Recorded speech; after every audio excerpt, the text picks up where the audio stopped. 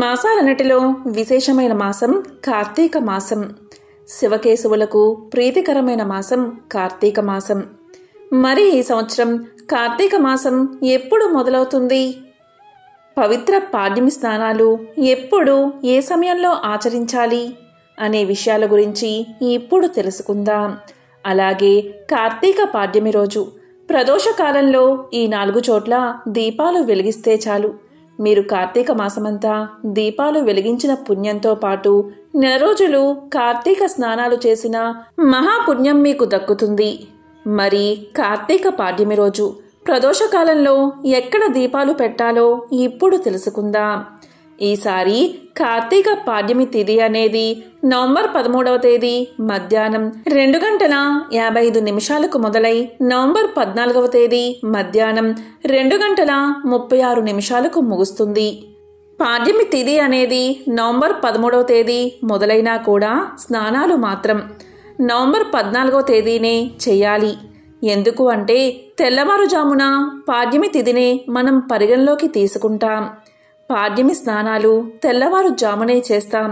అందుకే ఈ నెల 14వ తేదీ మంగళవారం తెల్లవారుజామున కార్తీక పాడ్యమి స్నానాలు చేసి కార్తీక మాసానికి స్వాగతం పలుకుదాం. నవంబర్ 14 మంగళవారం తేదీ తెల్లవారుజామున పాడ్యమి తిథి ఉంది కాబట్టి ఆ రోజంతా పాడ్యమిలోకి పరిగణలోకి వస్తుంది. ఈ కార్తీక పాడ్యమి రోజు తెల్లవారుజామున నదీ స్నానం చేసి దీపాలు వెలిగిస్తారు. తులాలగ్న సమయంలో స్నానాలు ఆచరిస్తారు. ఈరోజు అంటే నవంబర్ 14వ తేదీ తులాలగ్న సమయం వచ్చేసి ఉదయం 5:30 నుంచి 7 గంటల వరకు ఉంది. ఈరోజు సూర్యోదయం వచ్చేసి 6:08 అవుతుంది. ఇక ఈరోజు బ్రాహ్మీ ముహూర్త సమయం తెల్లవారుజామున 4:57 నుంచి 5:50 వరకు ఉంది. కాబట్టి కార్తీక పాడ్యమి రోజు ప్రతి ఒక్కరూ బ్రాహ్మీ ముహూర్తంలోనే నిద్రలేచి కాలకృత్యాలు తీర్చుకుని స్నానాన్ని ఆచరించాలి. ఇలా స్నానం చేసే సమయంలో హరహర శంభో అంటూ స్నానాన్ని ఆచరించాలి. స్నానం చేసే సమయంలో ఇలా పలకడం వల్ల సకల పాపాలు ఆ నీటి ద్వారా తుడిచిపెట్టుకుపోతాయి. కార్తీక మాసానికి సమానమైన మాసం లేదు. సత్యయుగానికి సమానమైన యుగమేదీ లేదు. వేదాలకు సమానమైన శాస్త్రాలు లేవు. గంగానది వంటి మరి ఇతర పుణ్యనది ఏదీ లేదు అని పురాణ వచనం. చంద్రుడు పూర్ణుడై ఏ నక్షత్రంలో ఉంటాడో ఆ నక్షత్రం పేరు ఆ మాసానికి వస్తుంది. కృతికా నక్షత్రంలో చంద్రుడు పూర్ణుడై సంచరించడం వల్ల ఈ మాసానికి కార్తీక మాసమనే పేరు. కాబట్టి పౌర్ణమి నాడు కృతికా నక్షత్రం ఉంటే అది కార్తీకమవుతుంది. కృతికా నక్షత్రం అగ్ని నక్షత్రం. శివుడి 3వ నేత్రం అగ్ని. తన తనయుడు కుమారస్వామిని కృతికలు పెంచడం వల్ల ఆ మహాశివుడికి అత్యంత ప్రీతికరమైన మాసం కార్తీక మాసం. ఈ మాసంలో ప్రాతకాలంలోనే నదీ స్నానం ఆచరించాలి. దీనివల్ల శారీరక, వాచిక, మానసిక దోషాలు తొలగిపోతాయి. మహాపాపాలన్నీ పటాపంచలు అవుతాయి.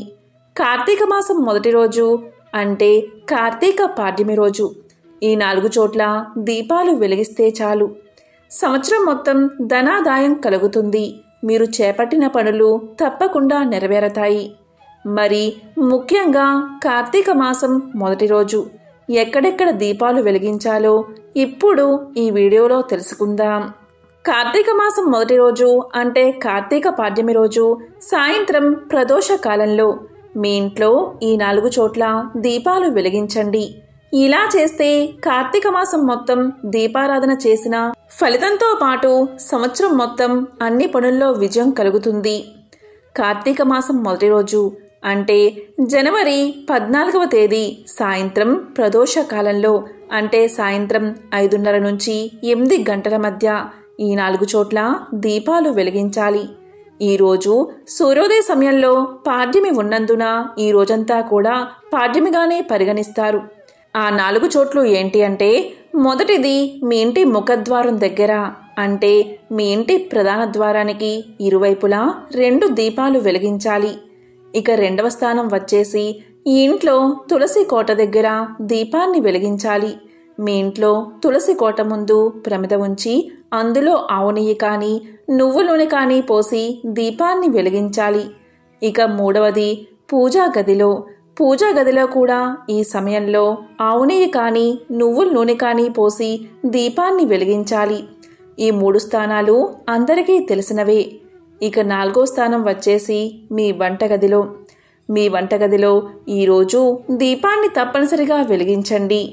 ఈ విధంగా కార్తీక మాసం మొదటి రోజు అంటే కార్తీక పాడ్యమి రోజు సాయంకాలం ప్రదోష సమయంలో సంధ్యా దీపాలను వెలిగించండి. ఈరోజు ఇలా చేస్తే అఖండ ధనప్రాప్తి కలుగుతుంది. ఇక కార్తీక మాసం మొదటి రోజుకు ఒక ప్రత్యేకత ఉంది. కార్తీక మాసం మొదటి రోజు ఎవరైతే ఇలా దీపాలు వెలిగిస్తారో వారికి నెల రోజులు దీపారాధన చేసిన ఫలితం కలుగుతుంది. ఇలా ఈరోజు వెలిగిస్తే మీ జాతకంలో ఉన్న సర్వదోషాలు, వంశపారపర్య దోషాలు, సర్పదోషాలు తొలగిపోతాయి. కాబట్టి ప్రతి ఒక్కరూ కూడా కార్తీక మాసం మొదటి రోజు ఇలా 4 చోట్ల దీపాలను వెలిగించండి. కార్తీక మాస మహత్యం గురించి పూర్వం నైమిసారణ్యంలో సౌనకాది మహామునులు సూతుణ్ణి ఇలా అడుగుతారు. ఓ సూత మహాముని, కలియుగంలో ప్రజలు సంసార సాగరం నుండి తరింపలేక అర్షడ్వర్గాలకు దాసులై సుఖంగా మోక్షమార్గం తెలియక ఎన్నో ఈతిబాధలు అనుభవిస్తున్న ఈ మానవులకు ధర్మాలంటిలో ఉత్తమ ధర్మమేది? దేవతలందరిలోనూ ముక్తి నొసంగు ఉత్తమ దైవం ఎవరు? మానవుడికి ఆవరించి ఉన్న ఈ అజ్ఞానాన్ని రూపుమాపి పుణ్యఫలం ఇచ్చే కార్యమేది? ప్రతి క్షణం మృత్యువు వల్ల వెంబడించబడే ఈ మానవులకు మోక్షాన్ని కలిగించే చక్కని ఉపాయం చెప్పమని కోరారు. ఆ ప్రశ్నలు విన్న సూత మహాముని, ఓ ముని పొంగవులారా, క్షణికమైన సుఖభోగాల కోసం పరితపిస్తూ మందబుద్ధులు అవుతున్న మానవులకు ఈ కార్తీక మాస వ్రతం హరిహరాదులకు అత్యంత ప్రీతికరమైనది. దీన్ని ఆచరించడం వల్ల సకల పాపాలు హరించబడి మరుజన్మ లేక పరంధామాన్ని పొందగలరు. పుణ్యాత్ములకు మాత్రమే ఈ కార్తీక మాస వ్రతం ఆచరించాలని కోరికను కలగజేస్తాడు ఆ పరమాత్మ. దుష్టులకు, దుర్మార్గులకు వారి కర్మలు పరిపక్వం అయ్యే వరకు యావగింపుడు కలిగిస్తాడు. ఈ మాసంలో వచ్చే సోమవారాలు, చవితి, ఏకాదశి, ద్వాదశి, పౌర్ణమి అత్యంత పుణ్యప్రదమైనవి. నెలంతా సాధ్యపడని భక్తులు కనీసం ఆయా రోజుల్లో పవిత్ర పుణ్యనదీ స్నానం ఆచరించి ఉపవాస దీక్షలు చేస్తూ మహాన్యాసపూర్వక మహారుద్రాభిషేకాలు, 1,00,000 బిల్వార్చనలు, 1,00,000 కుంకుమార్చనలు, లలిత విష్ణు సహస్రనామ పారాయణలు, ప్రతిరోజు ఉభయ సంధ్యలలో దీపారాధన చేసిన వారికి విశేష పుణ్యం లభిస్తుంది. ఈ కార్తీక మాసం 30 రోజులు ఆచరించిన వారికి అనంతకోటి పుణ్యం లభిస్తుందని చెప్పబడి ఉంది. ఇందులో అత్యంత మహిమాన్వితమైన కాలం ప్రదోష కాలం.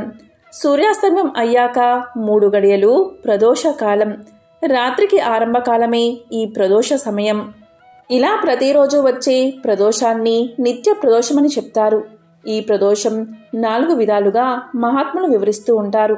1 నిత్య ప్రదోషం, 2వది పక్ష ప్రదోషం, 3వది మాస ప్రదోషం, 4వది మహాప్రదోషమని చెప్తారు.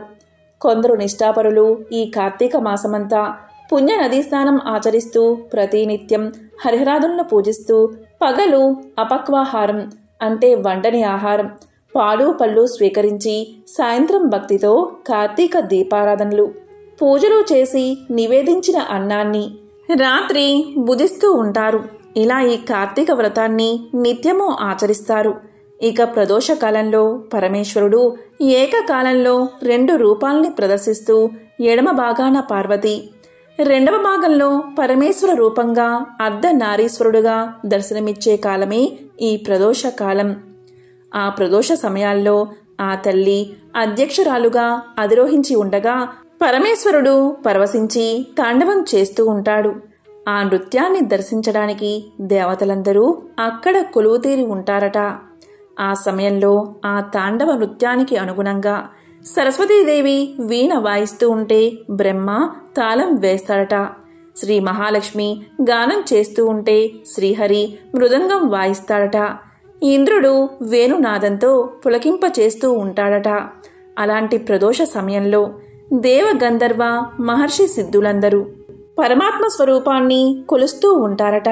కాబట్టి ప్రదోష సమయంలో శివుణ్ణి ఆరాధిస్తే శివుడి ఆశీస్సులతో పాటు మిగతా దేవతల ఆశీస్సులు కూడా ఏకకాలంలో మనం పొందగలుగుతామని చెప్పబడి ఉంది.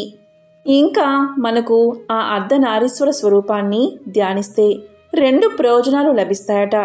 మొదటిది కామం అంటే కోర్కెలను నియంత్రించే శక్తి మరియు కాలాన్ని అంటే మరణాన్ని జయించే శక్తిని ప్రసాదిస్తారట. ఇంకా ఈ ప్రదోష దర్శనం సర్వ శుభాలను కలగజేసి సర్వ దారిద్ర బాధలను తొలగించి సర్వ సంపత్తులు అనుగ్రహిస్తుందని చెప్పబడి ఉంది అని సూతుడు కార్తీక మాస మహత్యం గురించి శౌనకాది మహాములకు తెలియజేశాడు. దీన్ని విన్నవారికి, చదివిన వారికి, వింటున్న వారికి సకల శుభాలు కలుగుతాయి, సకల దరిద్రాలు తొలగిపోయి అష్ట ఐశ్వర్యాలు కలుగుతాయి. ఓం నమః శివాయ. ఓం నమో నారాయణాయ.